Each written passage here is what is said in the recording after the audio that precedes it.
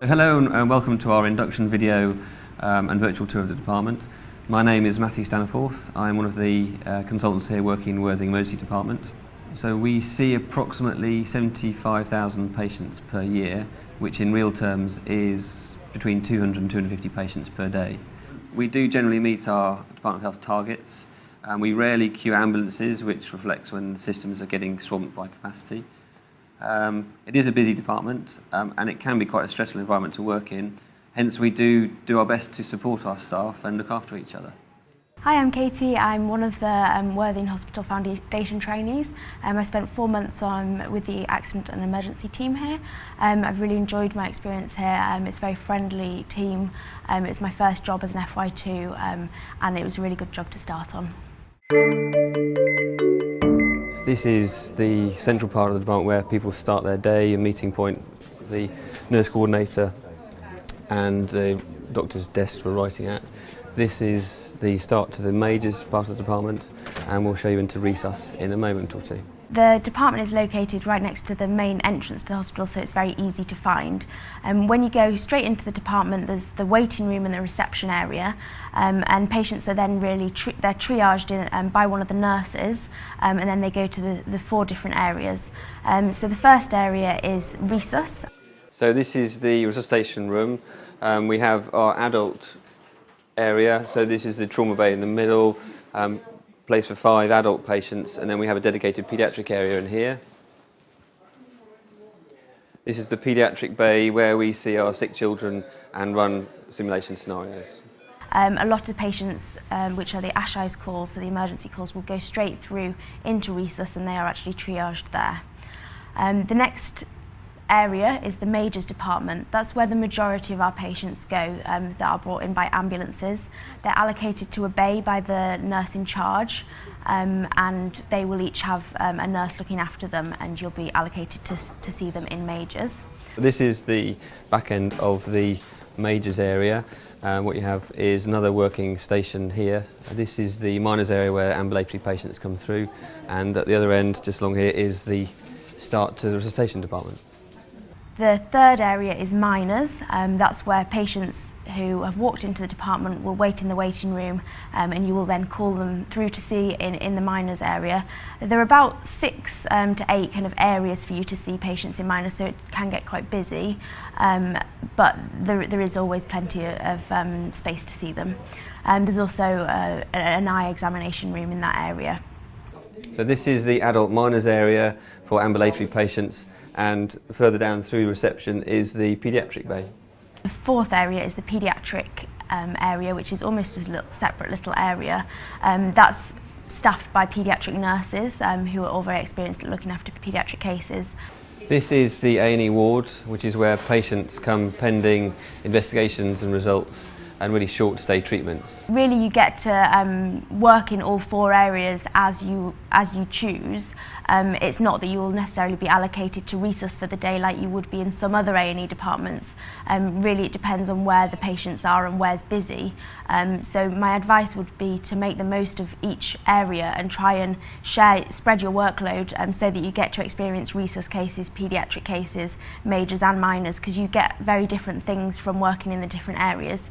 I think some people are always quite worried about working in, for example, resus or paediatrics.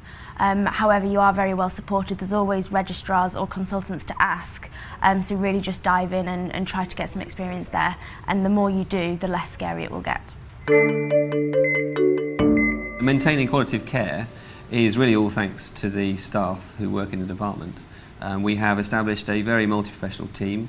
At present we have 8 consultants working in the department, making up 6 full-time equivalent posts.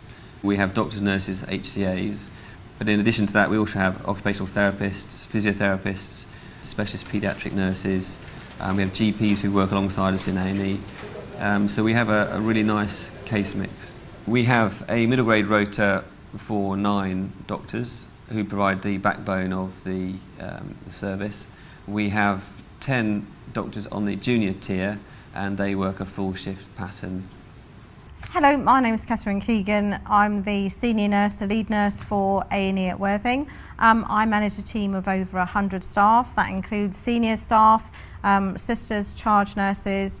I have a team of emergency nurse practitioners and also extended scope physiotherapy practitioners. I have untrained staff and also have reception staff that we manage. We have 24-hour reception and ward clerk cover in the unit. Probably the most important nurse that will be valuable to you coming in as a new doctor or a new nurse is the nurse in charge, the nurse coordinator. They're your lifeline really for getting lots of information. It's really important to keep communicating with them at all times. There's a senior nurse on in the department 24 hours a day, 7 days a week. If you have any problems or you want to know anything, they know how the department runs. They can get you equipment, get you beds for your patients if they need to come in. And that type of thing. But we very much work together as a team, nursing staff and doctors, and respect each other's roles really. We're there to support you, but you're also there to support us.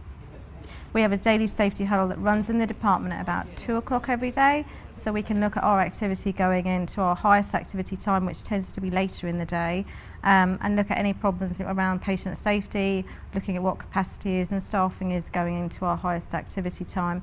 We have regular board rounds in the department where the doctors, senior doctors and senior nurses working in the majors area will come together to actually look at the patients to see if there's any problems and how we can improve patient flow. Obviously we do work to targets, we work to the 4-hour target, and we also have targets for offloading ambulances and that type of thing as well. So the nurse in charge will be coordinating that flow through the department and making sure everyone's using their time efficiently. Days are generally busier. There's always a lot more people around.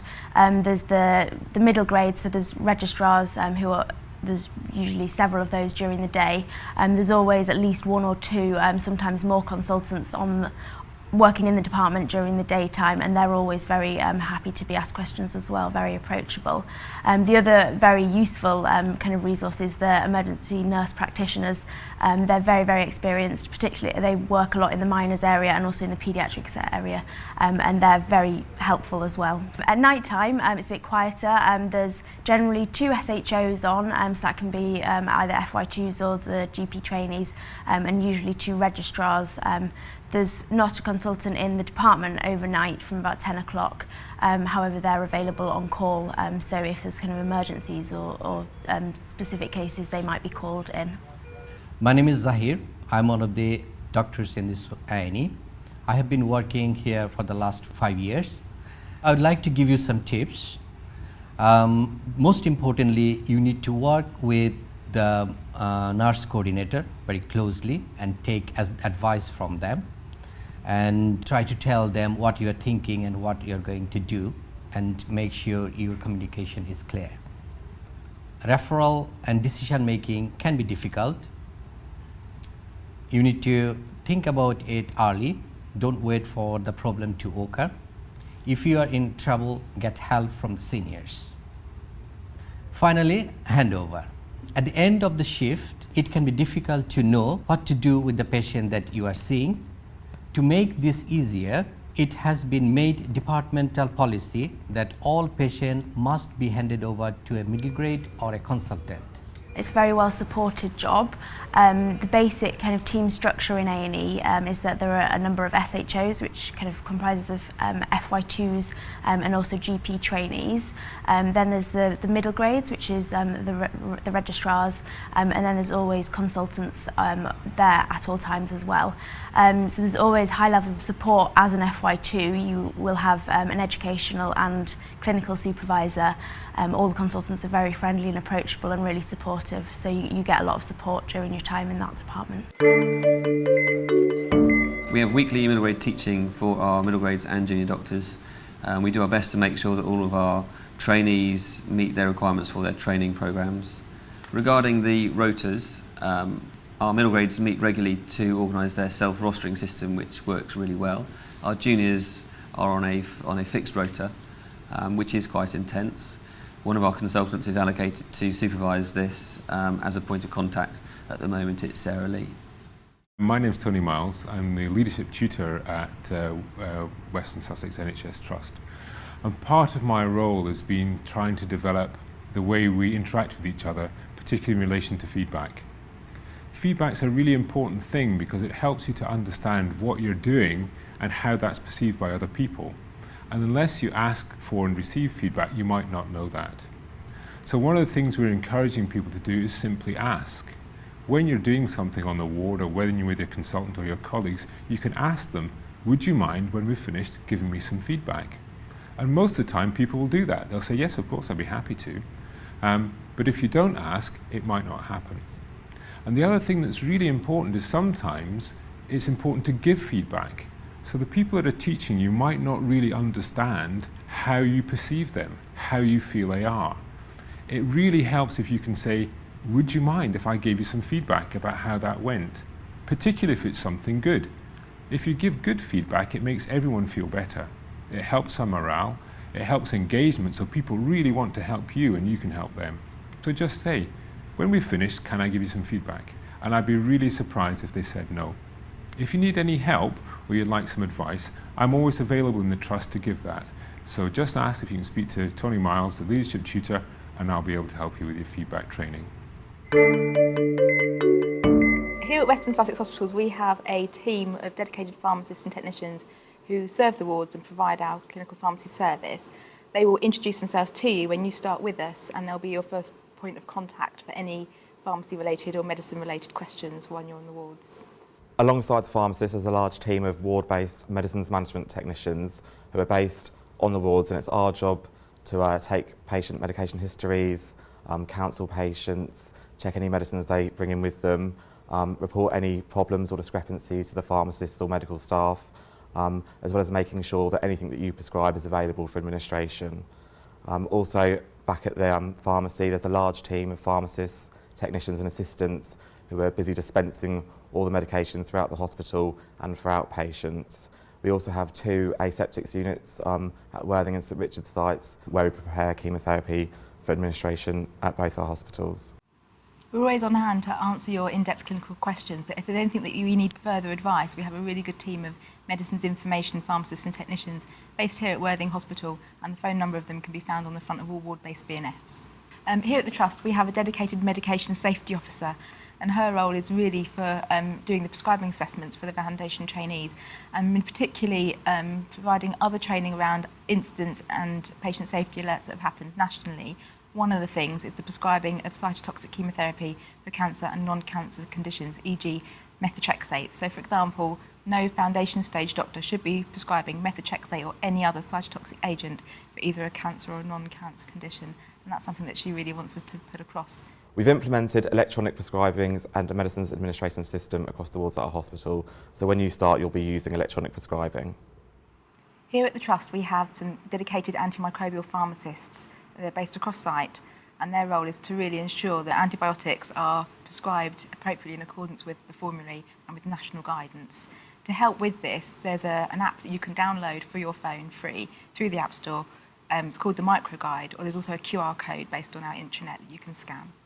If you have any questions about medications or prescribing, just ask a member of the team and we'll be more than happy to help.